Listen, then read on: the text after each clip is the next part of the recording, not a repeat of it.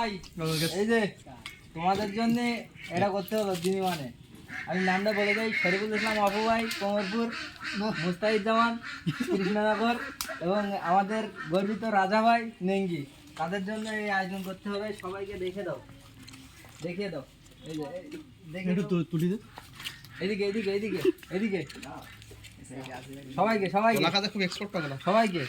এই যে ভাই একদম সাইজের মাল সাইজ একদম কোসি একদম কোসি ভাই